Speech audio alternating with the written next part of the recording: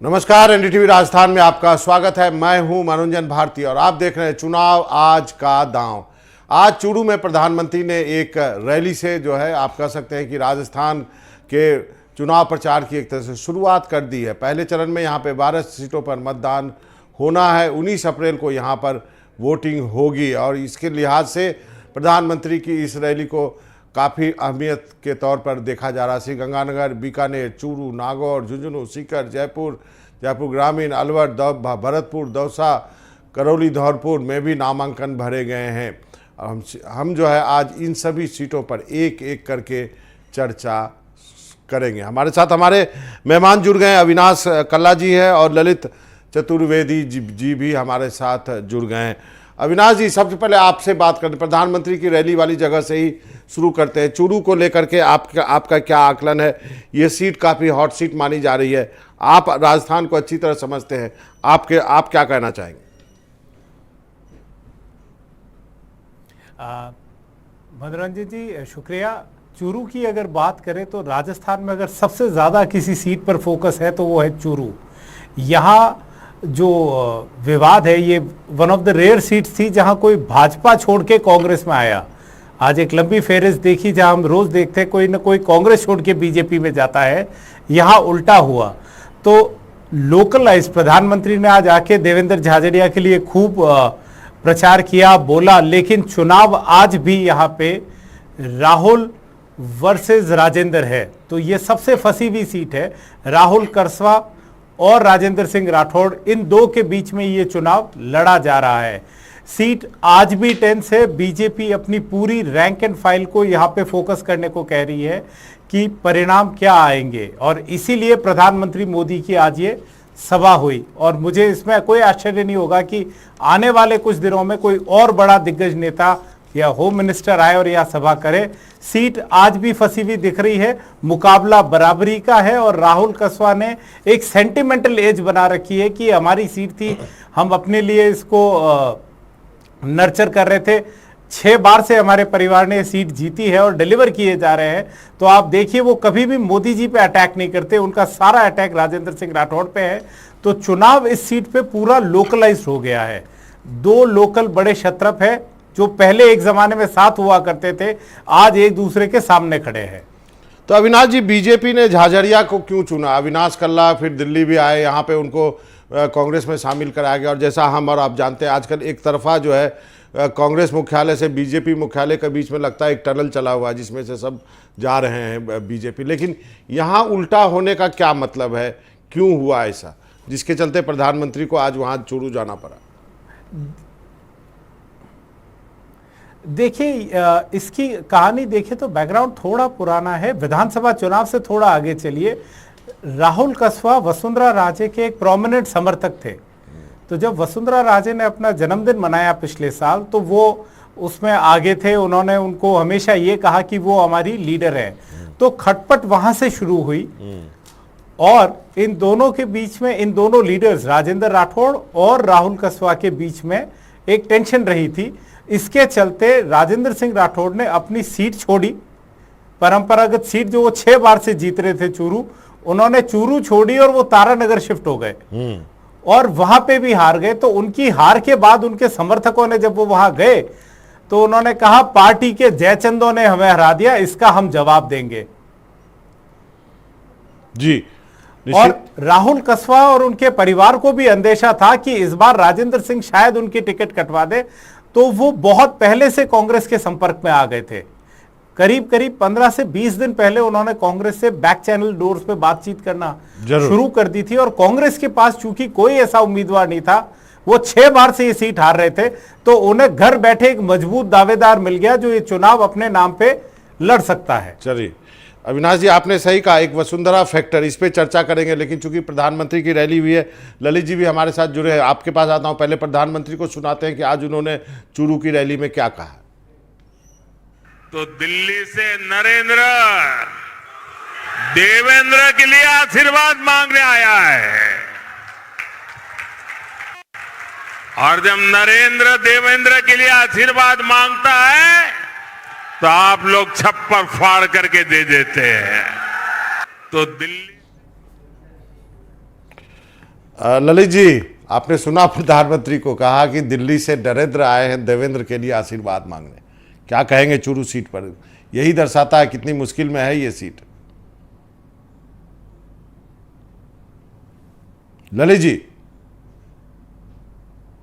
हाँ हाँ, बोलिए बोलिए। मैं प्रधानमंत्री ने कहा कि दिल्ली से नरेंद्र आए हैं देवेंद्र के लिए आशीर्वाद मांगने के लिए। यही दर्शाता है कि ये सीट फंसी हुई है, जैसा कि अविनाश जी ने भी इशारा किया है। देखिए मनोरंजन जी, प्रधानमंत्री जी नरेंद्र मोदी जी का एक बहुत बड़ी विशेषता है कि वो किसी भी छोटी या बड़ी सीट को या किसी भी चुनाव को बहुत हल्के में नहीं लेते हैं। और ये केवल प्रधानमंत्री नरेंद्र मोदी जी का ही कार्य करने का तरीका नहीं है, भारतीय जनता पार्टी का कार्य करने का तरीका जो मैंने देखा है, तो खास करके 2014 के इलेक्शन के बाद में वो लोग हमेशा माइक्रो मैनेजमेंट करते हैं। वो लोग जब कोई इलेक्शन जीते हैं, 2014 में जब उन्होंने क्लीन स्वीप किया था और बहुत अच्छे मार्जिन से भारतीय जनता पार्टी मेजोरिटी में आई थी, उसके बावजूद भी उन्होंने भारतीय जनता पार्टी ने कभी भी प्रचार प्रसार या लोगों के साथ जुड़ाव कभी खत्म नहीं किया। ये भारतीय जनता पार्टी की एक विशेषता रही है और उसका एक फायदा उनको हमेशा ही मिलता है कि जब चुनाव आता है, जैसे एग्जाम सर पे कभी होता है तो स्टूडेंट को पहले से ही तैयारी करनी होती है। अगर आप स्टूडेंट अगर लास्ट मोमेंट पे तैयारी शुरू करेगा, जैसे कि भारतीय जनता पार्टी के बाद में अगर अपन देखें कि कांग्रेस ने या आम आदमी पार्टी, ये लोग जो तैयारी करते हैं, जिस तरीके से कांग्रेस ने जो न्याय यात्रा निकाली है, राहुल गांधी ने बहुत अच्छा प्रयास किया वापस से कांग्रेस को जोड़ने का, एकजुट करने का, और कन्याकुमारी से लेकर कश्मीर तक उन्होंने ट्राई किया कि लोगों को जोड़ा जाए, लेकिन वो न्याय यात्रा बहुत लेट हो चुकी थी। उनके पार्टी के अंदर इतने ज्यादा असंतोष और इतना ज्यादा खामियां, इतना ज्यादा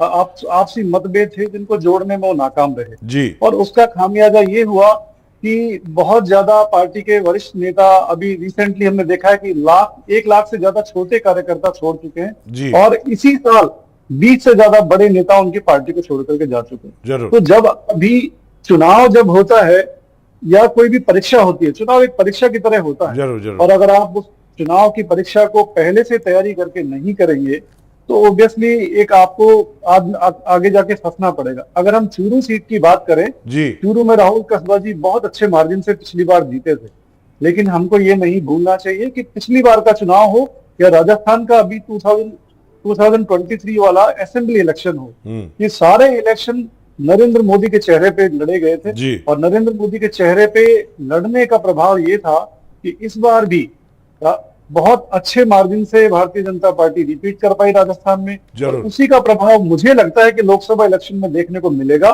बहुत ज्यादा किसी भी सीट पे फंसने की स्थिति कहीं भी नजर नहीं आती है। देवेंद्र झाझड़िया जो है गोल्ड मेडलिस्ट हैं और बहुत अच्छा जाट कम्युनिटी में उनका प्रभाव है, क्योंकि वो एक आइडियल के रूप में वहां। ठीक है ललित, आपकी बात समझ गया ललित जी। एक और आगे की सीट पर बढ़ते हैं। अविनाश जी, आपसे 6 अप्रैल को नागौर में भी जनसभा करेंगे प्रधानमंत्री। अब नागौर को भी लोग कहा जा रहा हॉट सीट है, लेकिन यहाँ चेहरे पुराने हैं जबकि पार्टियां जो है यहाँ बदल गई है। बीजेपी से ज्योति मिर्धा है और उनका मुकाबला जो है राष्ट्रीय लोकतांत्रिक पार्टी के हनुमान बेनीवाल से है। तो अविनाश जी क्या कहेंगे इस पर? आप ये वो सीट है जो गठबंधन में दी गई है। बहुत रोचक है और ये पिछली बार भी गठबंधन में दी गई। पिछली बार हनुमान बेनीवाल एनडीए के गठबंधन से लड़ रहे थे, इस बार हनुमान बेनीवाल इंडिया गठबंधन से लड़ रहे हैं। एक और बहुत रोचक बात है इसकी, इस सीट के 2 चीजें मैं हाईलाइट करना चाहूंगा मनोरंजन जी। एक तो ये कि पिछले 4 एमपी जो इस सीट पे आए हैं उनमें कोई भी रिपीट नहीं हुआ है। हर बार यहां से जाट जीतता है, लेकिन अलग उम्मीदवार यहां से जीतता है। तो नागौर अपना एमपी रिपीट नहीं करता, जिसको लेके हनुमान बेनीवाल बैकफुट पे है, अगर हम आंकड़े या सीट की हिस्ट्री देखें। दूसरी बात यह है कि भारतीय जनता पार्टी के अंदर भी जो कार्यकर्ता है वो इस बात को लेके बहुत असंतोष है उनमें कि ज्योति मिर्धा को कुछ ही महीने पहले कांग्रेस से लाया गया और विधानसभा चुनाव लड़वाया गया। विधानसभा चुनाव वो हार गई और अब उन्हें आप वापस लोकसभा में रिपीट कर रहे हैं। तो लोग कह रहे हैं कि अगर इन्हें लोकसभा में ही लाना था तो आप इन्हें सीधे लोकसभा का ही टिकट देते, विधानसभा में किसी और को मौका मिल सकता था। तो लोकल यूनिट पे जो है ज्योति मिर्धा का अभी बीजेपी की यूनिट के साथ उतना कोहिजन नहीं है। और ये एक और फाइट है कि मिर्धा परिवार की डोमिनेंस रहेगी या बेनीवाल परिवार की, क्योंकि हनुमान बेनीवाल भी एक पॉलिटिकल फैमिली से आते हैं, उनके पिता भी विधायक थे, उनके भाई विधायक रह चुके हैं। तो अब ये दो परिवारों के बीच के वर्चस्व का बैटल है। और एक बात मैं और कहूंगा, अभी जो ललित जी कह रहे थे कि मार्जिन पे जीतेंगे, इस बार राजस्थान के चुनाव में वो एक तरफा सा माहौल अभी तक नजर नहीं आ रहा। कई ऐसे पॉकेट्स हैं जिन पे लोकल सवाल उठ रहे हैं। प्रधानमंत्री की जो रैलीज की भी अगर हम बात करें तो राजस्थान जीते जरूर थे, पर वो हर सीट नहीं जीते जहां विधानसभा में भी प्रधानमंत्री गए थे। 10 साल से लोग अब ये बात करने लगे ग्राउंड पे कि प्रधानमंत्री मोदी से उन्हें कोई शिकायत नहीं है, लेकिन स्थानीय मुद्दों पे जब वो जाते हैं तो उनके जो एमपीज है उनके पास मोदी जी के अलावा बोलने को कुछ नहीं होता। इंडिविजुअल डिलीवरीज जीरो है और वो कई पॉकेट्स में लोगों को ये सवाल रेज करने पे मजबूर कर रही है और एमपी जवाब नहीं दे पा रहे। सही कहा आपने, यही वजह है कि एक और बात है जी इस चुनाव में खास जी खत्म करें। आप देखिए भारतीय जनता पार्टी जिन्होंने जो इतनी मजबूत रहती है, उन्होंने अपने कैंडिडेट्स भी बहुत फेजेस में उतारे। तो हर एक मूव कैलकुलेटेड है और बीजेपी भी इस बात को जान रही है। जरूर। ललित जी, संक्षेप में आपसे जानना चाहूंगा, ब्रेक पे भी जाना है कि आखिरकार बीजेपी ने भी ढेर सारे कैंडिडेट बदले ना। देखिए, कैंडिडेट बदलना कोई अलग चीज नहीं है। कैंडिडेट बदलना, हर पार्टी अपनी विचारधारा के हिसाब से और लोगों से डिस्कशन करके, अपने पार्टी के शीर्ष नेताओं से डिस्कशन करके, पार्टी के जो लोकल कार्यकर्ता होते हैं, नेता होते हैं, डिस्कस करते हैं। नागौर की अगर बात करें, ज्योति मिर्धा जाट समाज से आती हैं, एक पढ़ी लिखी इंटेलेक्चुअल है, उनके पारिवारिक राजनीतिक पूरा परिवार रहा है, पूरा उनका वहां पे प्रभाव रहा है। और हनुमान बेनीवाल जी को कोई वहां पे बहुत इजीली टक्कर दे सकता था, वो ज्योति मिर्धा थी। उन सभी समीकरणों को ध्यान में रखते हुए ज्योति मिर्धा को उतारा गया। जो मुझे लगता है ज्योति मिर्धा जी का मुकाबला मेरे हिसाब से हनुमान बेनीवाल जी से नहीं रहेगा बहुत ज्यादा, और वो बहुत इजीली जीतेंगे। उसका रीजन ये है, हनुमान बेनीवाल जी पिछली बार भी बहुत बड़े मार्जिन से नहीं जीते थे। अगर जाट वोट बैंक का केवल प्रभाव उनके ऊपर रहता या उनका प्रभाव जाट वोट बैंक को प्रभावित कर पाता तो वो बहुत ज्यादा मार्जिन से जीतने वाले थे, नहीं थे। लेकिन एनडीए ने, क्योंकि ये सीट एनडीए की जो गठबंधन था उसके तहत उनको दिया था, तो इसलिए वो शायद जीत पाए थे। मुझे नहीं लगता, क्योंकि राजस्थान के असेंबली इलेक्शन में डिक्लेयर हो गया है कि हनुमान बेनीवाल अभी बहुत बड़े स्तर पर उनकी पार्टी नहीं है और राजस्थान में बहुत अच्छा वो काम नहीं कर पा रहे हैं, बहुत अच्छा उन्होंने प्रभाव नहीं किया। इसलिए हनुमान बेनीवाल, मुझे नहीं लगता कि इस इलेक्शन में, चाहे भारतीय जनता पार्टी में कुछ कार्यकर्ताओं में असंतोष हो, लेकिन वो कभी भी खुलकर के सामने नहीं आता है। ये एक भारतीय जनता पार्टी की खासियत भी रही है। चलिए, ये हनुमान बेनीवाल की खासियत है कि वो कभी एनडीए के साथ होते हैं और कभी जो है कांग्रेस के पास। एक छोटे से ब्रेक के लिए रुकते हैं, ब्रेक के बाद आएंगे तो जयपुर शहर की सीट की चर्चा करेंगे। मैं चाहता हूं कि जितने अधिक सीटों पर हम बात कर सकें वो कोशिश करूंगा मैं। अब जयपुर लोकसभा सीट की बात कर लेते हैं। यहाँ पर बीजेपी ने वर्तमान सांसद रामचरण बोहरा का टिकट काट करके मंजू शर्मा को प्रत्याशी बनाया है। बीजेपी के पूर्व प्रदेश अध्यक्ष और कई बार विधायक रहे भंवरलाल शर्मा जी की बेटी है मंजू शर्मा, और कांग्रेस ने पूर्व कैबिनेट मंत्री प्रताप सिंह खाचरियावास को मैदान में उतारा। इसलिए ये जो सीट जो है वो काफ़ी इंटरेस्टिंग बन गया है। इस पर थोड़ी कंट्रोवर्सी भी हुई थी। एक टिकट कांग्रेस ने दिया था, उसके बाद जो है ब्राह्मण के बारे में भी काफ़ी कुछ चर्चा है। तो अब मैं क्या ज़्यादा बनूं, अविनाश जी आप ही क्या है, ओवर टू यू। जयपुर।